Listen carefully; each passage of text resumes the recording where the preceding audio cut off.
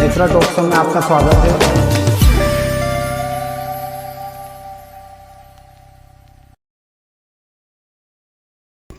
मैं दीपक गोविंद जी संकेड़िया Netra social welfare foundation में आज एक ऐसे शख्स का स्वागत कर रहा हूं जो कि एक वरिष्ठ कांग्रेसी नेता, साथ ही साथ में भारतीय जीवन बीमा निगम के अभिकर्ता और अभी अपने ग्राम कालमुखी में किड्स पब्लिक स्कूल में उपाचार्य की भूमिका निभा रहे हैं। आज हमारे बीच में एक ऐसे शख्स अवेलेबल हैं जिनका नाम है प्रदीप जी चौहान।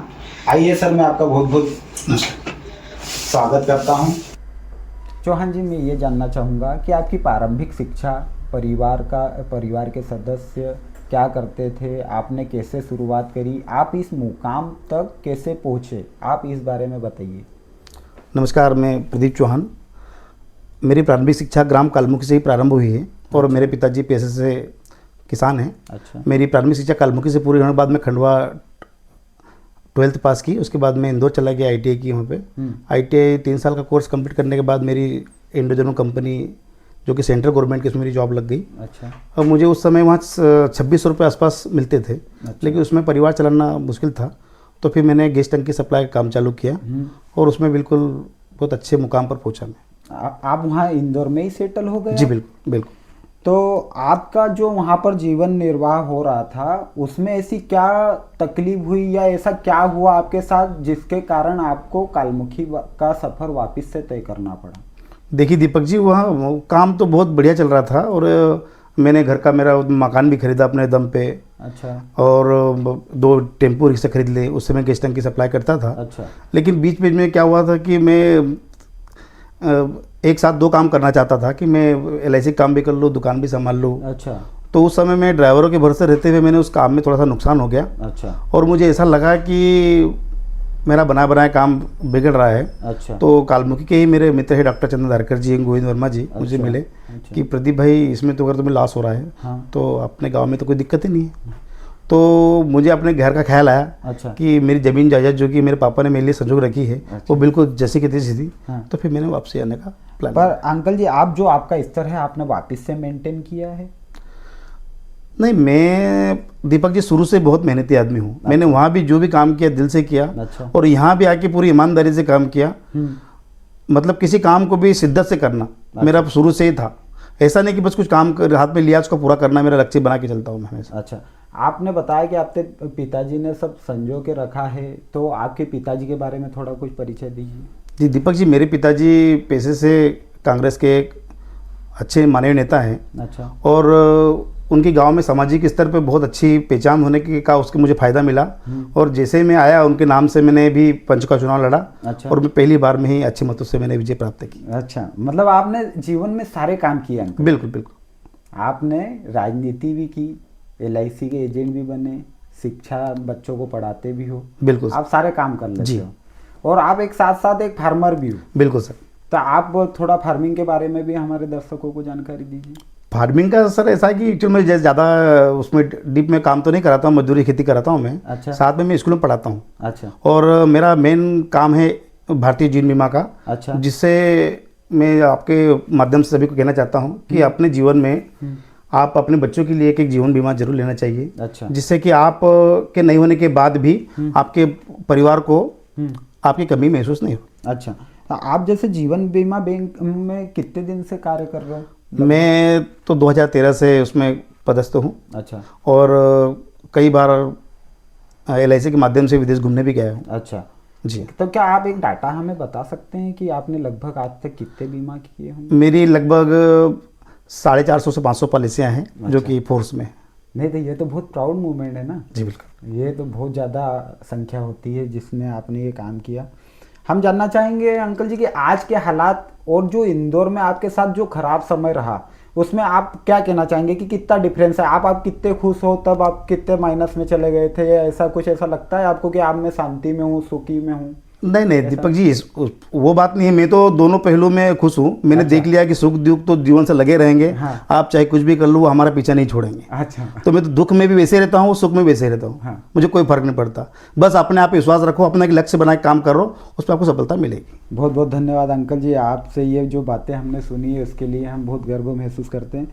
अंकल जी, मैं आपसे ये जानना चाहूँगा कि आप जिस मतलब थोड़ा बता रहे थे कि आप एक कांग्रेसी नेता हो, तो क्या आपने कांग्रेस का जो चयन किया है उसमें क्या ऐसा प्लस पॉइंट है, या ऐसा क्या आप देखते हो इस पार्टी के नज़रिए से कि ये बहुत अच्छी पार्टी है या फिर अच्छा काम करती है? देखिए, कांग्रेस का तो ऐसा है कि कांग्रेस एक बहुत पुरानी पार्टी है। अच्छा। 70-80 साल की पुरानी पार्टी है, वो सबको लेकर चलने वाली पार्टी है। अच्छा। मैं शुरू में आया तो मुझे यहाँ के जो कि नेता थे, जो कि मैं जैसे आया तो अपने हमारे सावन में गुजर करके हैं, अपने पटेल साहब है, वीरेंद्र पटेल जी हैं, इन्होंने मुझे चुनाव लड़ाया और मैं जीता।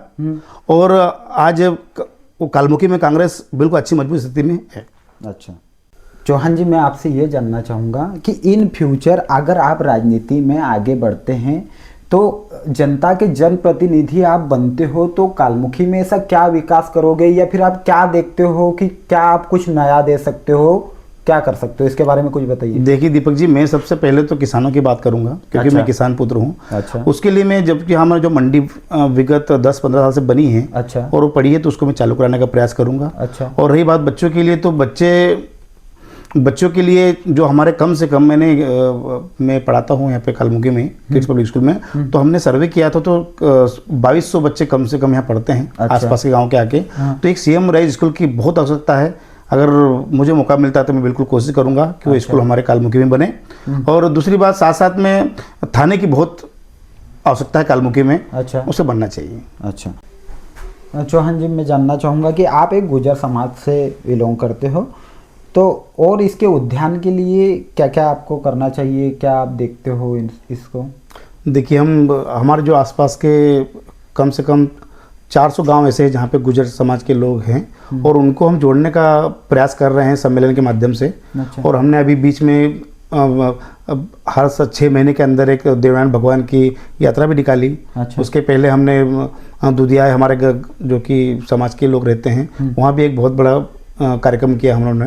अच्छा। और उसके साथ साथ हम हर गांव में जाकर लोगों को अपने देवनारायण भगवान के बारे में बता रहे हैं, लोगों को जागरूक कर रहे हैं, ताकि वो देवनारायण भगवान से जुड़े।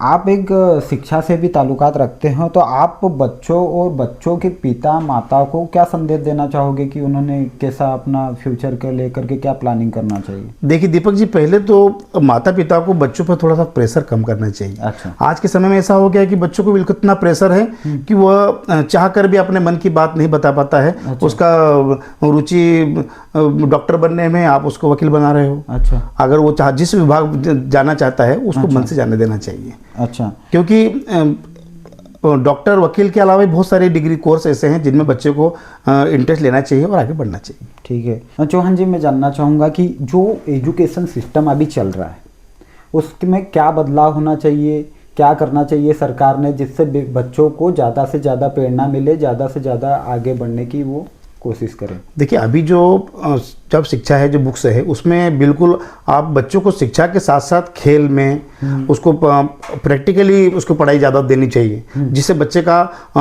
मानसिक साथ में शारीरिक विकास भी उसका हो।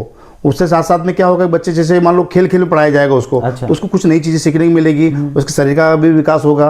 और बच्चा जैसे कोई क्रिकेट है, अब आप देख रहे हो कि सचिन तेंदुलकर जी कई ले लीजिए कि वो 10वीं पढ़े हैं, कोई ज़्यादा पढ़े लिखे नहीं थे, लेकिन आज उन्होंने कहाँ पहुँचे हैं। तो आपको बच्चे को उसकी रुचि के हिसाब से पढ़ाई करना चाहिए। तो चौहान जी, मैं ये आप जानना चाहूँगा कि आपके इस जीवन के उतार चढ़ाव में आपने क्या क्या अचीवमेंट किया, इस बारे में कुछ थोड़ा बताइए।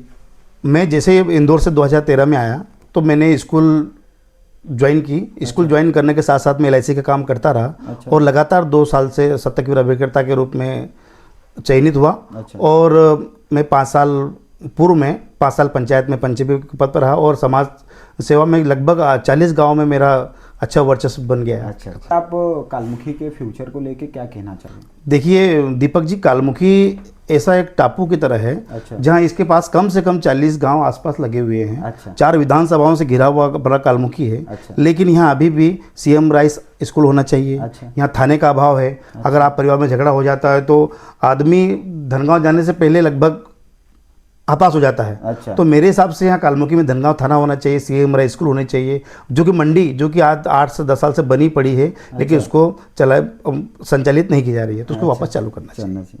तो इन फ्यूचर के लिए मैं आपको बहुत बहुत आभार व्यक्त करना चाहूँगा कि आप ऐसी सोच रखते हो, और मैं चाहता हूँ कि कालमुखी में हर आदमी कभी ऐसी सोच रखता है तो काफ़ी और तरक्की होने के ज़्यादा चांसेस हैं। बिल्कुल बिल्कुल। चौहान जी, मैं आप जानना चाहूँगा कि आप एक टीचर भी हो, तो बच्चों के भविष्य को लेकर आप क्या देखते हो, क्या उन्हें संदेश देना चाहते हो? देखिए दीपक जी, मैं बच्चों से कहना चाहता हूँ कि आप पढ़ाई के साथ साथ स्किल डेवलपमेंट अपने आप पर काम करना चाहिए। आप अपने ऊपर काम करोगे तो आप नए नए मुकाम हासिल कर सकते हो। अच्छा चौहान जी, मैं ये जानना चाहूँगा कि आज के कालमुखी, आज के पुराने 10 साल पुराने कालमुखी में और आने वाले भविष्य के कालमुखी में आप क्या देखते हो, इस बारे में कुछ बताइए।